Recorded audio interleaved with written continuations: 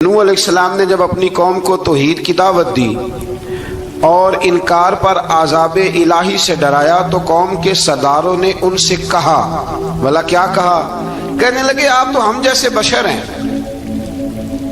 तो हमारी तरह ही हैं आप, और आपके पैरोकार पसमानदा यानी गरीब लोग हैं और कम अकल लोग हैं। हमारी राय में आपको माज़अल्लाह हम पर कोई फजीलत हासिल नहीं, बल्कि माज़अल्लाह सुम्मा माज़अल्लाह। कहने लगे आप तो झूठे हैं, अल्लाह के नबी को कह रहे हैं माज़अल्लाह, अस्तगफिरुल्लाह। नूह अलैहिस्सलाम ने जवाब दिया कि मैं अपने रब की जानिब से वाज़ेह दलील रखता हूँ और उसने मुझे रहमत से नवाजा है, लेकिन तुम मेरे मकाम को समझने की सलाहियत नहीं रखते, तुम इतनी सलाहियत रखते नहीं हो। और फिर इरशाद फरमाया कि मैं तुमसे दावत हक के सिले में किसी अजर का तलबगार नहीं हूँ और ना ही मैं अहले ईमान को अपने पास से धुतकारने वाला हूँ, और मैंने ये दावा भी नहीं किया कि मेरे पास अल्लाह के खजाने हैं, और ना मैं अज खुद गैब जानने वाला हूँ, और ना ही मैं ये कहता हूँ कि मैं फरिश्ता हूँ, ना मैं ये कहता हूँ कि जिन लोगों को तुम अपनी नजरों में हकीर जानते हो अल्लाह उन्हें खैर से नहीं नवाजेगा। फरमाया ये ठीक है कि अल्लाह बशरों में से रसूल बनाता है, पर जिसे बनाता है फिर उसे बड़ी शानें अता फरमाता है। पहले दिन से इंसान का ये मसला है, पहले दिन से इंसान का ये मसला है कि वो कहता है मैं इंसान से हिदायत हासिल करूं, लेकिन रब ने भी कानून बनाया है कि अल्लाह तबारक व तआला बंदे पर ही वही फरमाता है। फरिश्तों और जिन्नों को अल्लाह ने इस मनसब के लिए मुंतखब नहीं फरमाया। कौम नूह ने कहा कि आपने हमसे बहुत बहस की माज़अल्लाह, बस जिस आजाब से आप हमें डरा रहे हैं वो ले आइए, का गिर जाए, फिर वो दरिया खुश्क हो जाए, फिर उस दरिया की सतह पर यानी नीचे घास उगाए, और अगर मेरा घोड़ा वो घास खा ले तो मैं उस घोड़े की सवारी करना पसंद नहीं करता। इतनी नफरत नशे से, शराब से मौला अली शेर खुदा था। और जालिमों के बारे में हमसे कोई बात ना करें। हजरत नूह की ख्वाहिश थी कि या अल्लाह इन्हें भी माफ कर दे, फरमाया ये जालिम है तो मेरे नबी इनके बारे में मुझसे कोई बात न करें, वो जरूर गर्क हो जाएंगे। फिर वो कश्ती बनाने लगे, और जब उनकी कौम के सरदार उनके पास से गुजरते तो उनका मजाक उड़ाते, ये आप क्या कर रहे हैं? आज भी वजीर मशीर बड़े बड़े लोग इल्ला माशाल्लाह दीनदारों का मजाक उड़ाते नहीं, उड़ाते हैं कि नहीं उड़ाते मजाक? ये किन का तरीका है? ये तो कुरान मजीद कह रहा है कि हजरत नूह की कौम जो काफिर थी उनका तरीका है अहले ईमान का मजाक उड़ाना। तो वो मजाक उड़ाने लगे। नूह अलैहिस्सलाम ने कहा कि वो वक्त आने वाला है कि जब तुम्हारा मजाक उड़ाया जाएगा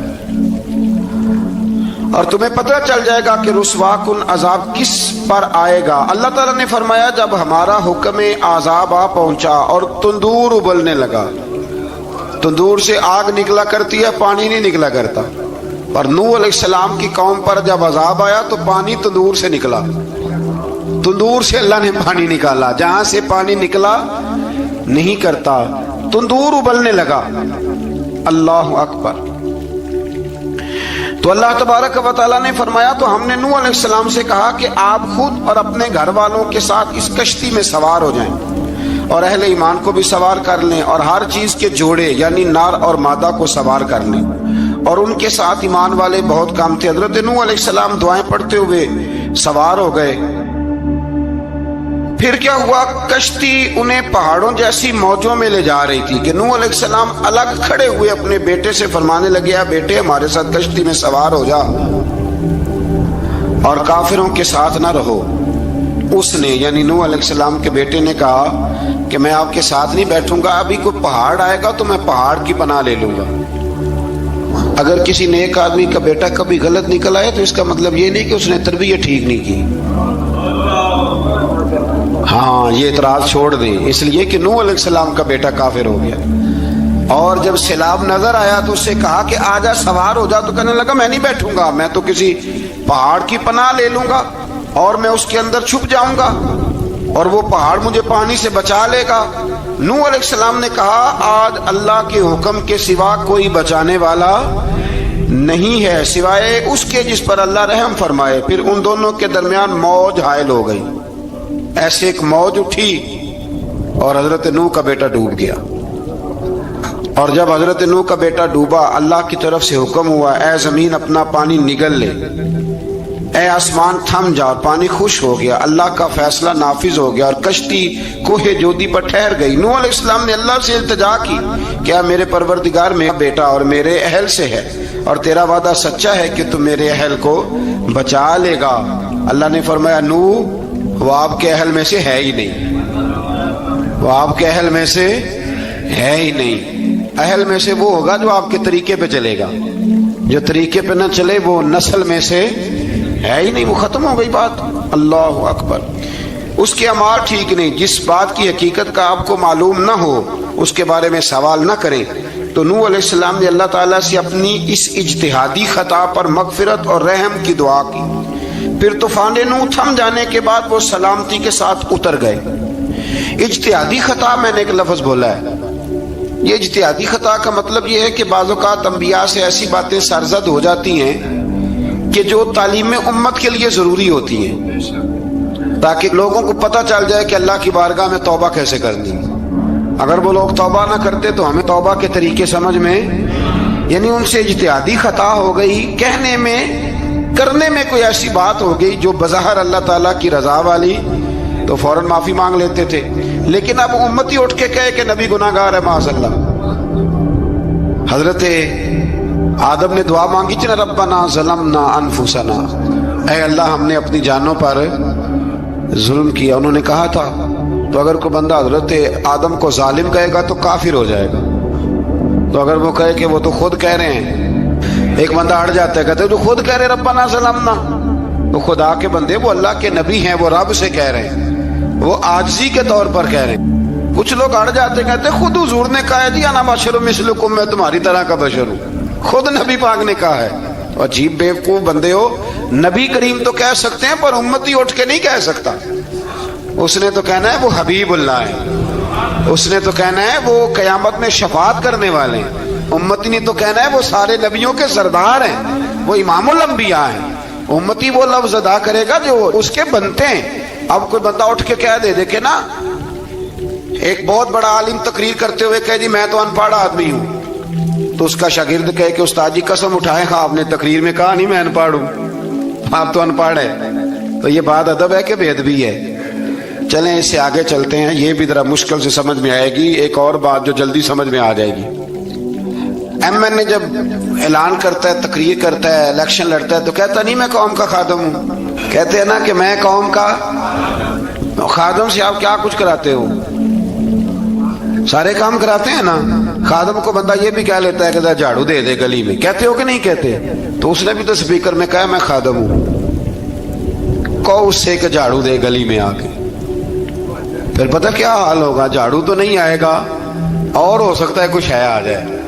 تو اس لیے اب کوئی بندہ کہے جی انہوں نے خود کہا ہے، تو ایک کچھ پوری جماعت ہے لوگوں کی جو بات کو سمجھتی نہیں، کہتے ہیں خود کہا ہے میں بشر ہوں، انہوں نے خود کہا ہے میں غیب نہیں جانتا، انہوں نے خود کہا ہے میرے پاس خزانہ کوئی نہیں، انہوں نے خود کہا ہے میرے پاس کوئی شے نہیں۔ تو اس لیے آپ سمجھیں کسی کے لفظوں پر اگر آپ گرا لگا کے بیٹھیں گے تو پھر اس سے بے ادبی ہوگی۔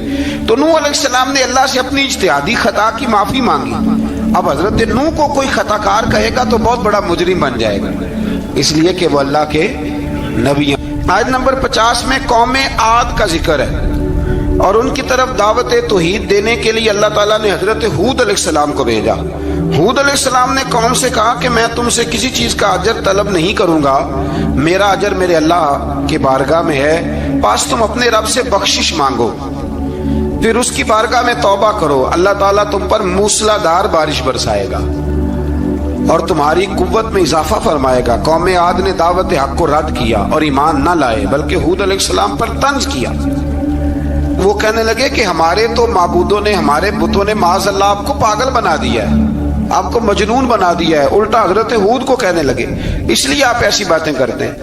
ہود علیہ السلام نے کہا میں اللہ کو گواہ بناتا ہوں اور تم بھی گواہ رہنا کہ میں تمہارے شرک سے بری ہوں اور میں اللہ پر توکل کرتا ہوں اور میں نے رسالت کا حق ادا کر دیا ہے۔ آیت نمبر 58 میں اللہ تعالیٰ نے فرمایا جب ہمارے عذاب کا وقت آ گیا تو ہم نے اپنی رحمت سے ہود اور ان کے ساتھ مومنوں کو نجات عطا کی، قوم عاد نے اللہ کی نشانیاں اور رسولوں کو جھٹلایا اور دنیا اور آخرت میں لعنت کے حقدار ہوئے۔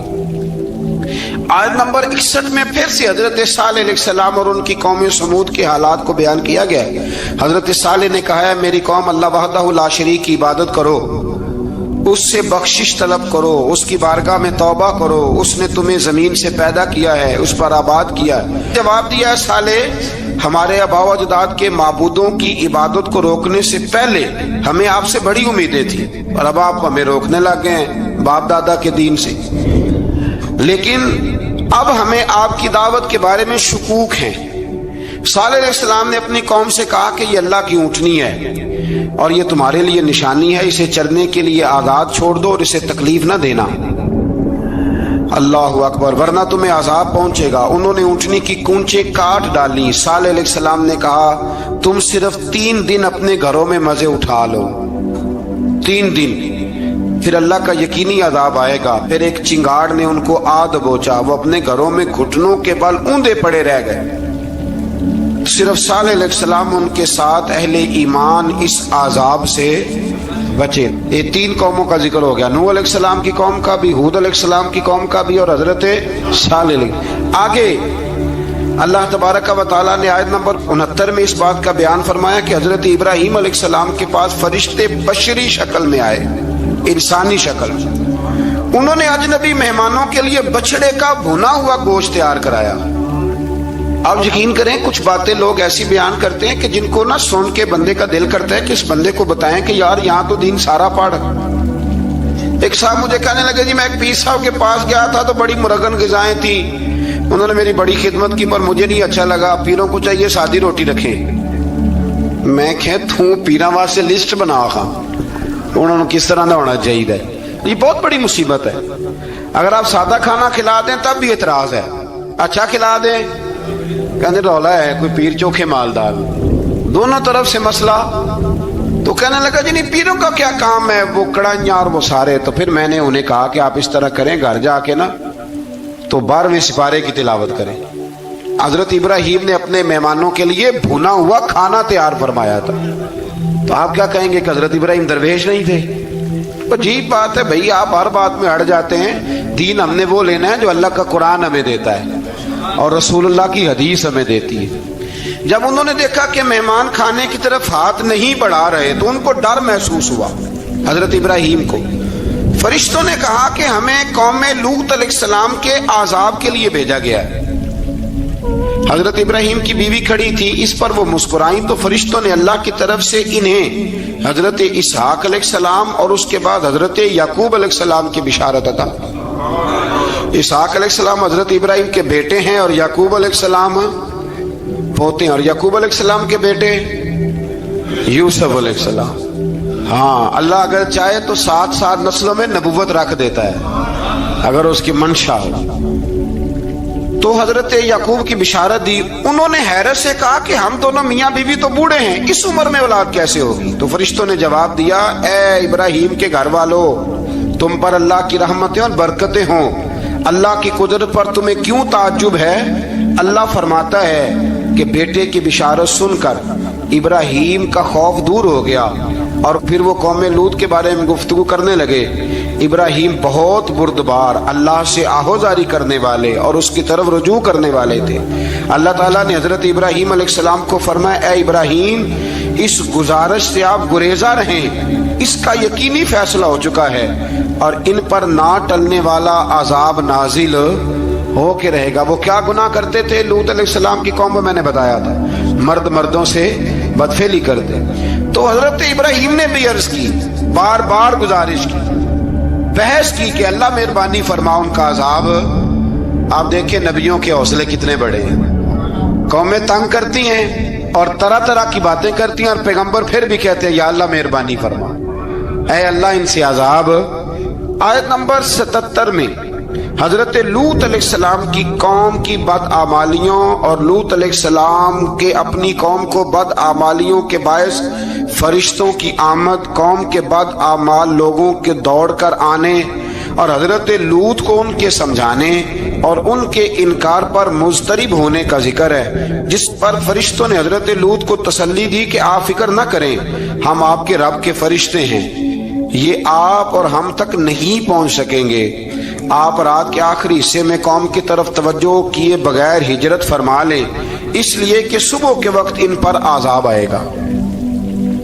جب اللہ کا عذاب آیا تو اس نے بستی کے اوپر کے حصے کو نیچے کر دیا اور قوم لوط کے اوپر اللہ کی طرف سے لگاتار نشان زدہ پتھر برسائے گئے، لگاتار پتھر آئے۔ آیت نمبر 84 میں اللہ تعالیٰ نے حضرت شعیب علیہ السلام اور ان کی قوم کا ذکر فرمایا ہے اور ان کے جرائم کو بیان کیا گیا ہے۔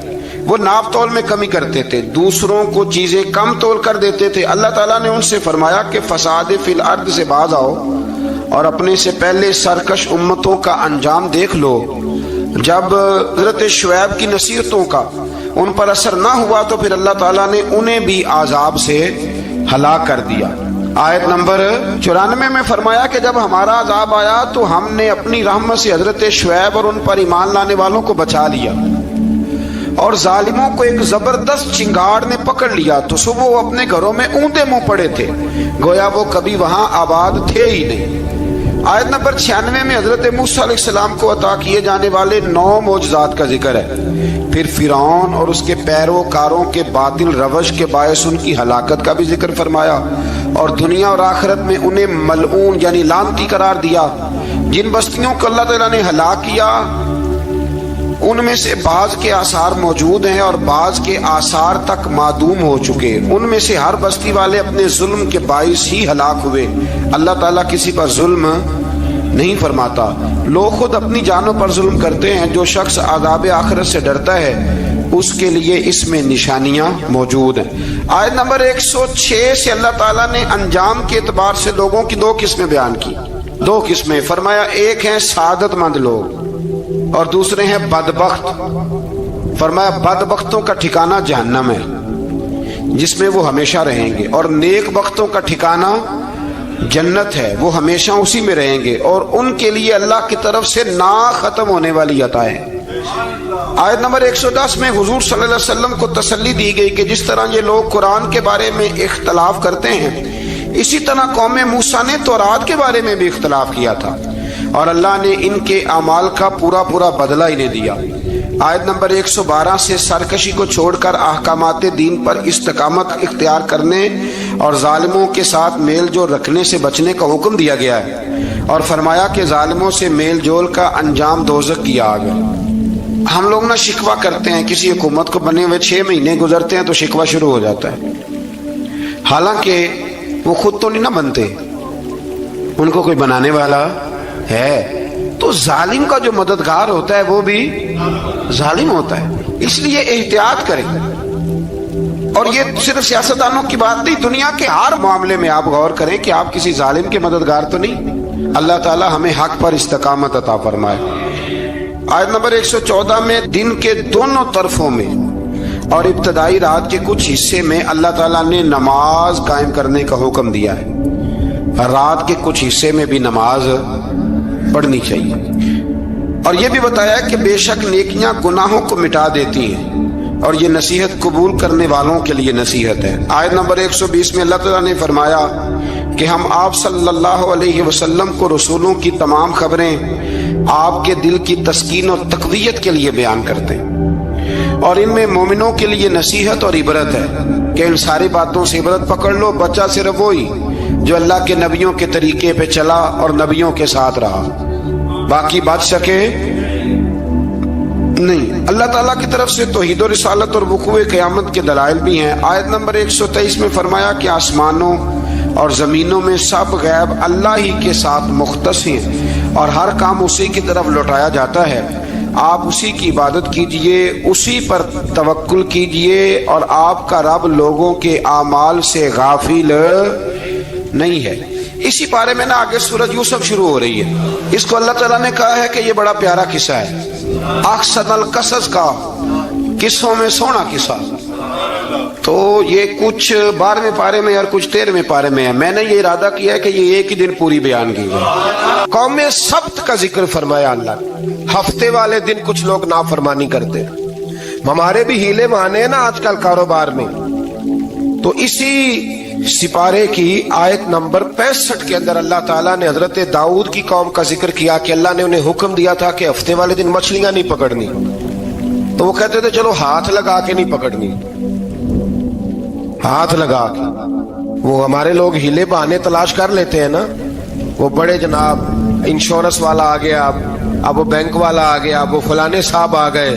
وہ تروڑ مروڑ کے کہانیاں باتیں, اور پھر ہمیں بھی رستے مل جاتے ہیں بچنے کے. مفتی صاحب نے کہہ دیا تھا, ایک مولانا سے میں نے ان کو کہا ہفتے والے دن مچھلیاں نہیں پکڑنے کا. نہیں پکڑتے, چھوٹے چھوٹے حوض بنا لیے. تو مچھلیاں زیادہ آتی تھی اس دن. یہ بھی اللہ کی قدرت تھی. نماز کے وقت گاہک زیادہ آتے ہیں, یہ اس کی قدرت ہوتی ہے. تو وہ مچھلیاں حوض میں جمع ہو جاتی ہیں. یوں سمجھ لیں کہ جال انہوں نے لگا لیے ہوئے. تو جال میں وہ پھنستی رہتی تھی, حوضوں میں آتی رہتی تھی. ہفتے کو نہیں پکڑتے تھے, اتوار کو پکڑ لیتے تھے. تو پھر اللہ نے انہیں سزا دی. فرمایا تماشے کرتے ہو اللہ کے حکم کے ساتھ. کیا سزا دی؟ فَقُلْنَا لَهُمْ كُونُوا قِرَادَةً خَاسِئِينَ. فرمایا بندر بن جاؤ دھتکارے ہوئے. جو رزق حرام طریقے سے کماتے تھے رب انہیں بندر بنا دیتا تھا. ابھی بھی میں نے دیکھے ہیں بڑے بڑے تاجر پاگلوں جیسی زندگی گزار رہے ہیں. نفسیاتی طور پہ سکون نہیں ہے, کروڑوں روپیہ پڑا ہے. کیوں؟ اس لیے کہ رب کے بتائے ہوئے طریقے کے مطابق تجارت نہیں کرتے. آگے ایک اور دلچسپ بات آ گئی. بنی اسرائیل کے اندر نا ایک شخص نے اپنے چچا کو قتل کر دیا جائیداد کے لیے. یہ دیکھیں کب سے لوگ جائیداد کے لیے قتل کرتے آ رہے ہیں. چچا کو قتل کر دیا, اور قتل کر کے حضرت موسیٰ علیہ السلام کے پاس آئے کہ میرے چچا کو کسی نے قتل کر دیا ہے, تو بتائیں کیا کر لیں. تو آپ نے فرمایا کہ گائے ذبح کرو, اور اس کا ایک ٹکڑا مقتول کو مارو, مرنے والے کو. وہ خود اٹھ کے بتا دے گا مجھے کس نے قتل کیا ہے. اب ارادہ نہیں تھا گائے ذبح کرنے کا, تو بہانے کرنے لگے. ارادہ نہیں نہ ہوتا تو پھر کیا ہوتے ہیں, کہنے لگے گائے کس طرح کی ہو, بوڑھی ہو کہ بچی ہو, رنگ کیسا ہو, جوان ہو کہ چھوٹی ہو, حال میں ایک دفعہ چلنا سیکھ گئی ہو یا ابھی نہ سیکھی ہو. تو بتاتے گئے تو رب بھی شرطیں بیان کرتا گیا.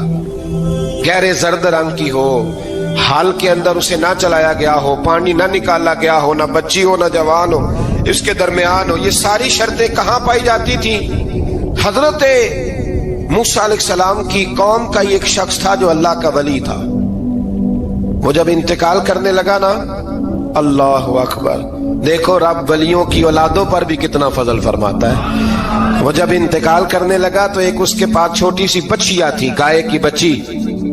اس نے جنگل میں چھوڑ دی. کہنے لگا یا اللہ میں تیرے نام پہ چھوڑتا ہوں, میرا بچہ جوان ہو جائے تو اسے دے دینا, اور تو سرمایہ ہی کوئی نہیں. بچہ بڑا ہوا تو بچہ بھی بڑا نیک تھا, اپنی ماں کا بڑا فرما بردار تھا.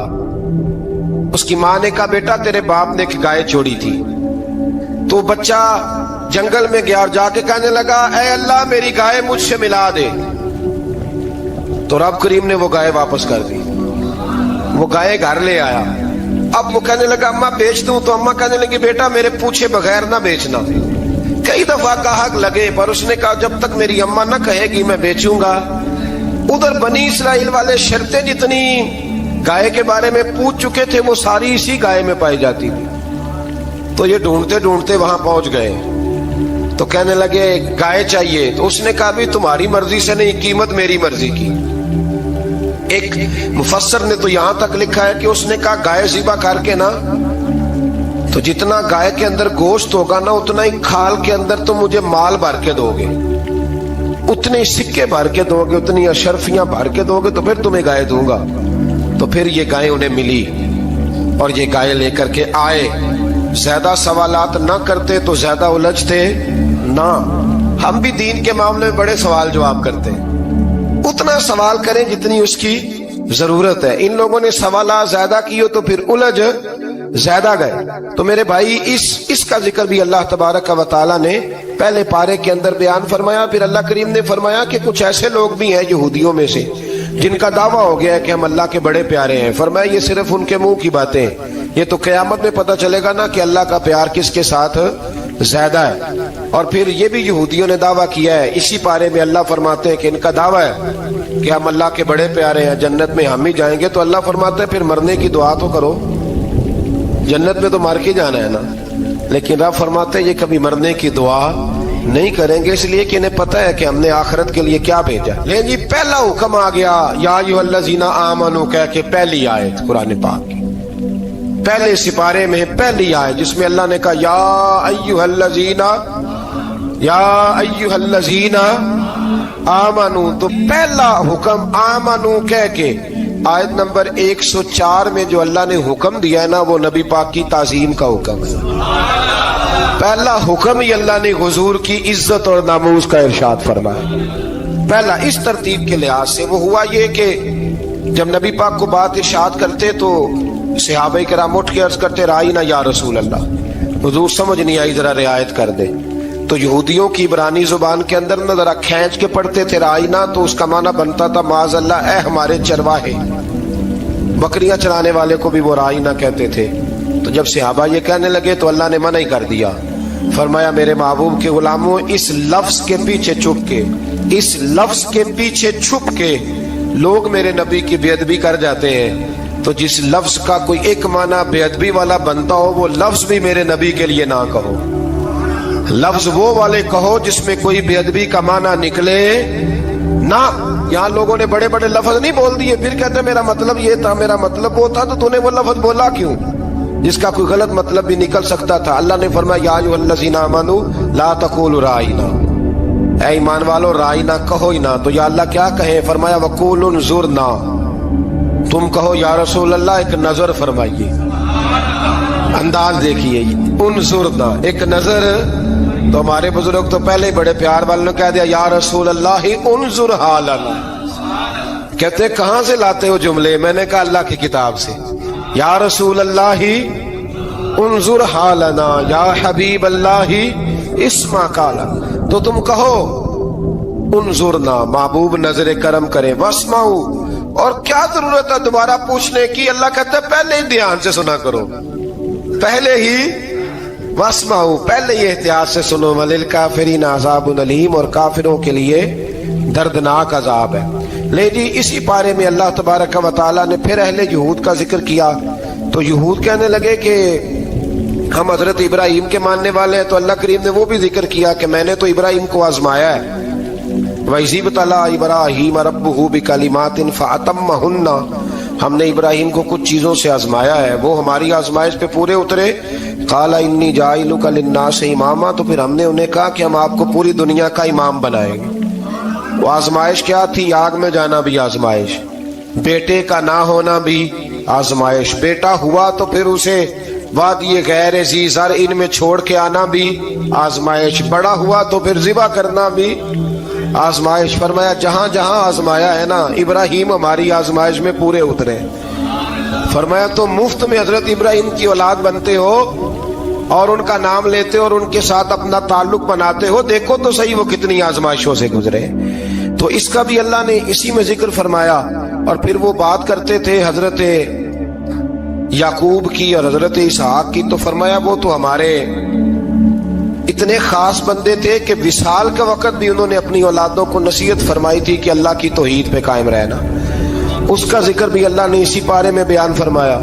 اور جو حضرت ابراہیم اور جناب اسماعیل نے کعبہ تعمیر کیا تو اس کا ذکر بھی اللہ تعالیٰ نے اسی بارے میں فرمایا۔ اور فرمایا جب وہ کعبہ بنا رہے تھے تو کہہ رہے تھے ربنا تقبل منا، کہہ رہے تھے اے اللہ بنا ہم نے دیا ہے پر مہربانی فرما ہم سے قبول فرما لے۔ تو جو آیہ کریمہ آخر میں عرض کرنا چاہتا ہوں اس پر بھی تھوڑی توجہ فرمائیں گے تو بات بڑی نکھر کے باہر آئے گی۔ یہ 16ویں رکوع کے اندر اللہ نے پھر یہود کا اور عیسائیت کا ذکر فرمایا تو اللہ کریم نے ایک بات ارشاد فرمائی، یہودیوں کے ہاں جب کوئی بچہ پیدا ہوتا تھا پیلے رنگ کے ساتھ اس کو رنگتے تھے، یا کوئی خاص رنگ تھا ان کا، بچہ پیدا ہوتا تو اس پر وہ رنگ چڑھاتے کہ یہ جی ہمارے مذہب کا رنگ ہے۔ ہمارے ہاں بھی رسمیں ہیں نا اپنی اپنی، معاذ اللہ اپنی اپنی نہیں ہونی چاہیے، اللہ رسول کا حکم ہونا چاہیے۔ تو یہودیوں کے ہاں بچہ پیدا ہوتا تو ایک خاص رنگ چڑھاتے، عیسائیوں کے ہاں پیدا ہوتا تو وہ بھی ایک خاص رنگ چڑھاتے۔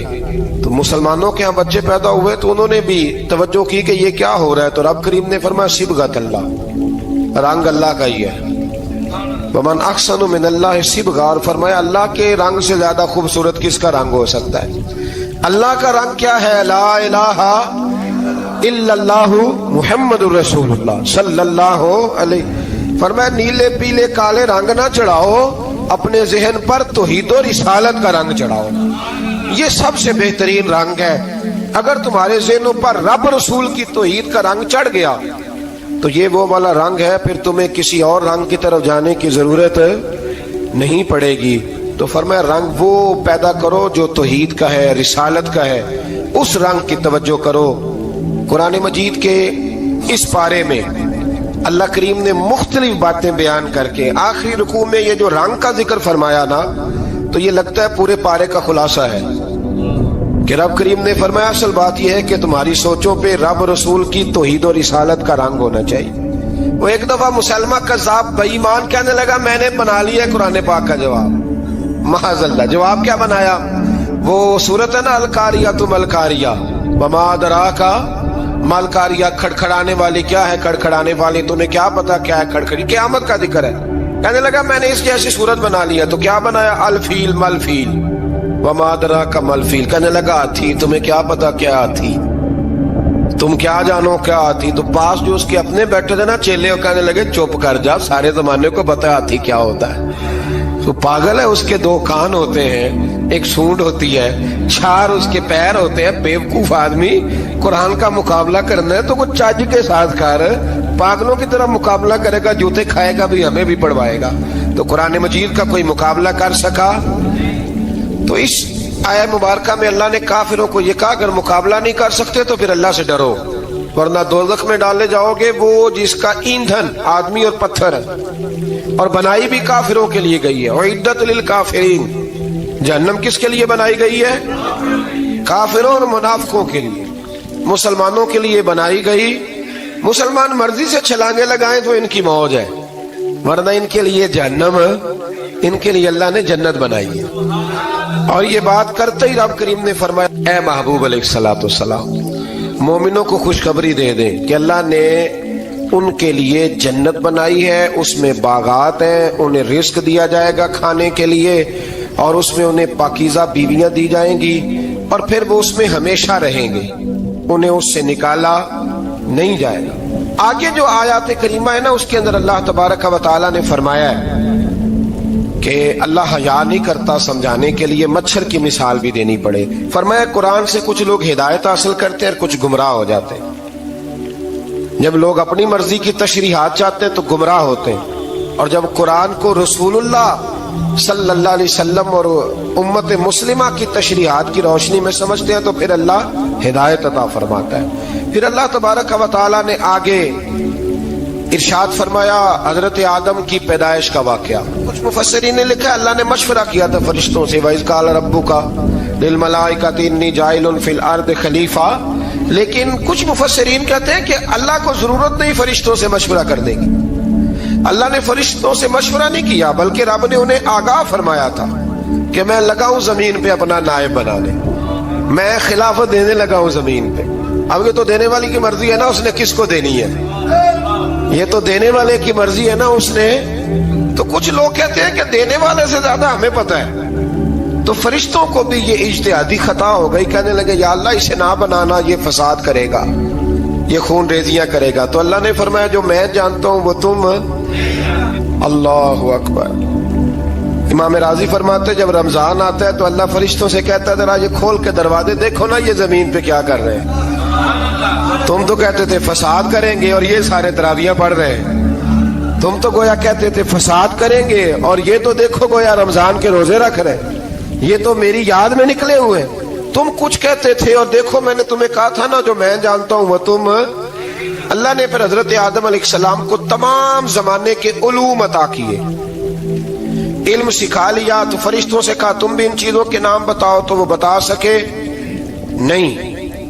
اللہ نے فرمایا اب اس طرح کرو آدم کو سجدہ کرو، سب نے سجدہ کیا سوائے وہ کہنے لگا یا اللہ صرف تجھے ہی کرنا ہے، کرنا بھی صرف اللہ کو چاہیے۔ پر رب کے آگے بھی جھکنا چاہیے، اور جس کے سامنے رب جھکائے نا وہاں بھی۔ اور یہ جو عاجزی ہے نا، یہ جو جھکنا ہے، یہ علم کے آگے ہے۔ ہماری مصیبت یہ ہے کہ ہم علم کے آگے بھی گردن جھکانے کو تیار نہیں ہوتے، وہاں بھی ہم خود عالم فاضل بن جاتے ہیں۔ تو فرمایا کہ سب سے کہا سجدہ کرو، سب نے سجدہ کیا سوائے ابلیس کے، تو پھر ہوا کیا؟ وکان من الکافرین، وہ کافروں میں سے ہو گیا۔ پھر اللہ نے حضرت آدم کو اور جناب حوا کو نا مقام دے دیا جنت میں رہنے کے لیے، اور کہا سارا کچھ کھانا، درخت کے قریب نہ جانا۔ ابھی آپ کسی سے کہہ دیں تھوڑا سا کہ پیچھے نہ دیکھنا، یعنی اگر میری سمجھ لیں ادب کی وجہ سے کوئی 1.5-2 منٹ یا 6 منٹ نہیں بھی نہ دیکھے گا تو سوچے گا ضرور کہ پتہ نہیں اب پیچھے کیا ہے، مصیبت کیا ہے۔ یعنی آپ کہہ کے دیکھ لیں کسی کو، پیچھے نہ دیکھنا، فطرت ہے نا انسان کی، وہ جستجو کرتا ہے، کہا اس درخت کے پاس نہ جانا۔ تو حضرت حوا سلام اللہ علیہ کہتے ہیں دل میں خیال رہتا تھا کہ آخر ہے کیا درخت کے پاس۔ یہی انسان کا عقیدہ توحید ہے کہ جہاں سے رب منع کر دے وہاں وہ منع ہو جائے، اور یہ ان کی خطا نہیں تھی، یہ اللہ کی حکمت تھی، چونکہ رب نے تو پہلے کہہ دیا تھا بنایا ہی زمین کے لیے، تو یہ تو سارا کچھ ہونا تھا تو زمین پہ آنا تھا نا۔ تو حضرت حوا اور جناب آدم کے پاس شیطان آیا، اب اس کو نکال تو دیا تھا پر ابھی اس کا جنت میں آنا جانا بند نہیں ہوا تھا، یہ بھی اللہ کی حکمت تھی۔ تو وہ کہنے لگا تمہیں پتہ ہے بعد میں مر جاؤ گے؟ تو حضرت حوا کہنے لگی کیا موت بھی آئے گی؟ کہاں، اس کی تکلیف بھی بڑی ہوگی، تو پھر بچیں گے کیسے؟ تو کہنے لگے پھل کھا لو اس درخت کا، تو بچنے کے لیے پھل کھایا تھا۔ جس طرح لوگ آج بہت سارے کام بچنے کے لیے کرتے ہیں پر بچ سکتے ہیں، بچنے کے لیے پھل کھایا تو اللہ نے فرمایا زمین پہ چلے جاؤ۔ تو حضرت آدم زمین پہ آئے، پھر کئی 100 سال روتے رہے۔ فَتَلَقَّى آدَمُ مِن رَبِّهِ کَلِمَاتٍ، تو پھر اللہ نے خود ہی جناب آدم کو کچھ کلمے سکھائے۔ علامہ اسماعیل لکی فرماتے ہیں وہ کلمے یہ تھے کہ حضرت آدم نے میرے نبی کا وسیلہ پیش کیا، تو اللہ کریم نے جناب آدم کی دعا کو مقبول فرما لیا۔ پھر آگے بنی اسرائیل کا ذکر آ جاتا ہے۔ اللہ تعالیٰ نے بنی اسرائیل، آج آپ اسی قوم کو یہودی کہتے ہیں، ان کو اللہ نے اس زمانے میں فضیلت عطا کی تھی بہت زیادہ۔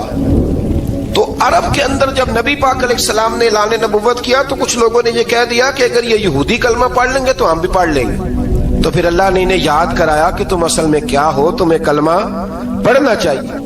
تو اہل یہود کا تذکرہ کرتے کرتے رب کریم نے ایک بات یہ بھی ارشاد فرمائی کہ تم لوگوں کو تو کہتے رہے ہو کہ وہ نبی آنے والے ہیں، وہ نبی آنے والے ہیں، اور جب آ گئے ہیں تو ماننے کو تیار نہیں ہو۔ تو فرمایا تأمرون الناس بالبر وتنسون انفسکم وانتم تتلون الکتاب، لوگوں کو بھلائی کا حکم دیتے ہو اور اپنے آپ کو بھول جاتے ہو۔ افلا تعقلون، تمہیں عقل نہیں؟ پھر اللہ نے انہیں یہ بھی یاد کرایا کہ یاد کرو وہ زمانہ کہ جب فرعون نے خواب دیکھ لیا تھا کہ کوئی بچہ اس کی سلطنت کو تباہ کرے گا، تو پھر اس نے تمہارے بچوں کو ذبح کرانا شروع کیا اور تمہاری بیٹیوں کو چھوڑتا تھا۔ فرمایا یہ بھی تو تم نے دیکھا، میں نے تمہیں پھر تم سے کہا جہاد کرو قوم عمالقہ کے خلاف، تو مقام طیہ میں جا کے یہ لوگ کہنے لگے ہم سے جہاد نہیں ہوتا۔ اللہ نے انہیں ایک میدان میں قید کر دیا۔ بڑی دلچسپ بات، قید تو لوگ ہوتے ہیں نا چار دیواری میں، تو اللہ نے بنی اسرائیل والوں کو جب انہوں نے کہا ہم جہاد نہیں کریں گے تو اللہ نے میدان میں قید کر دیا۔ میدان میں، یہ یاد رکھیں، جب انسان اللہ کی نافرمانی کرتا ہے تو اسے ایسی قید ملتی ہے جس کا اس نے تصور بھی نہیں کیا ہوتا۔ ایک میدان ہے مقام طیہ، قید ہو گئے، سارا دن سفر کرتے تھے، سارا دن، تو رات کو تھک کے سوتے تھے، صبح اٹھتے تھے نا جب، تو وہیں ہوتے تھے جہاں کل صبح چلے تھے۔ تو رب جب کسی کو قیدی بناتا ہے تو اسے زنجیروں کی، سلاخوں کی ضرورت ہے۔ دعا فرمائے اللہ تبارک و تعالی غموں سے نجات عطا فرمائے، یہ دعا فرمائے، ایسی قید دیتا ہے کہ جس سے پھر چھٹکارا ہو سکتا۔ تو بنی اسرائیل کا بہت زیادہ تذکرہ اس بارے میں اللہ تبارک و تعالی نے پھر بیان کیا، اور پھر کہا کہ انہیں جو حکم دیا جاتا تھا یہ اس کی سرتابی کرتے تھے، پھر اللہ نے ان پر ذلت نازل کر دی۔